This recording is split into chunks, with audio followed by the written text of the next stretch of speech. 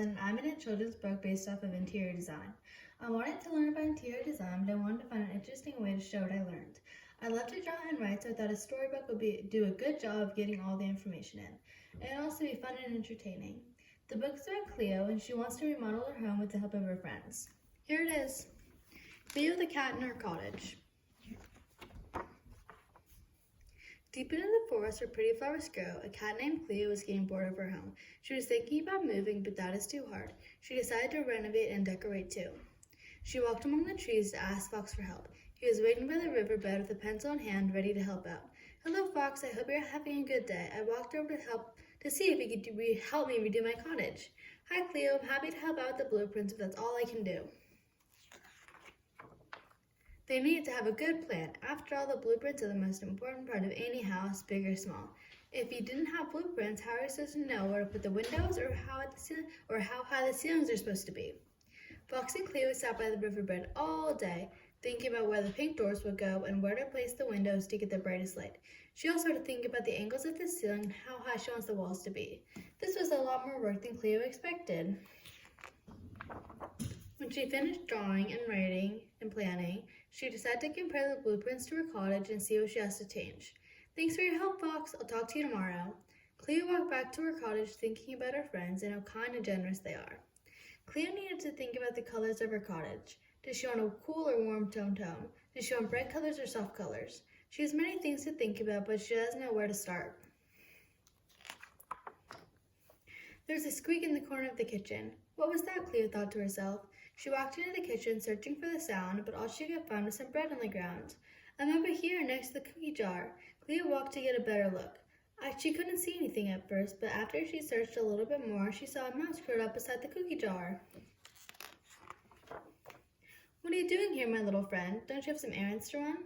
"I came to help," the small mouse explained. "I heard you wanted to decorate your home, and I thought you might need some help."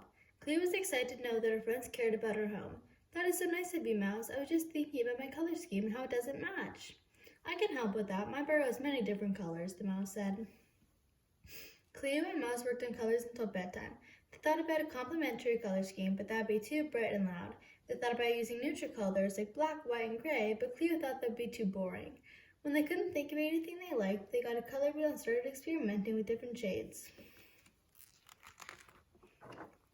Cleo knew she wanted a lot of plants, so they had to pick colors that complemented green.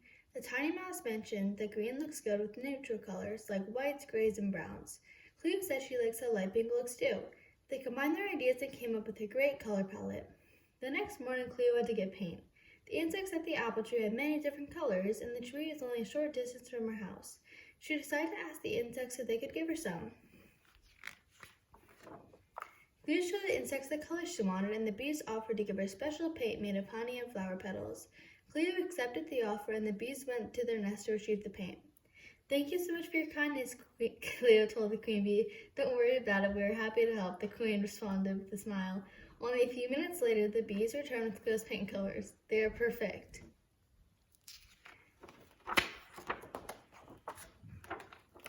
The next stop Cleo needed to make was to get furniture.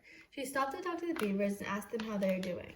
"We are good," the beaver responded. "We heard you are renovating your cottage and we would like to give you some help." "Thank you, but I was just on my way to get some furniture." "We make that. Would you like some?" the beavers responded. "That would be great." Cleo got a new table and some wooden chairs. She also got a bunch of other things like a dresser and a nightstand. "Thank you, beavers. I only have one more stop to go." Cleo's last stop was to get new lights. She wanted bright lights so she could have a bright home. Cleo decided to look for fireflies in the meadow. She knew that they would be kind enough to give her some of their glowing lights. The fireflies gave Cleo fairy lights, chandeliers, lanterns, and ceiling lights for the cottage's main light source. They also gave her lamps, unique light fixtures, and some little colorful beads for decoration, but not for the main light source. Cleo walked back to her house quickly because she was so excited. "I'm ready to put everything together," Cleo said. She invited everyone over to help her combine everything. She wouldn't have been able to do it without them, so she wanted them to help in the final step. Cleo's friends arrived one by one, all very excited to help. Finally, they all got started putting everything together. The beavers cleared all the old furniture while Fox started painting. Cleo put in the windows, and the mouse went to pick out plants. Cleo was very excited to have friends that are so nice. She was grateful for all of their help finishing her house. She made them go outside so she could give them the big reveal. Here it is. We all did such a great job. I love this project and I had a fun time researching, writing, and drawing. It is interesting to find out how much work writing and illustrating a book really is.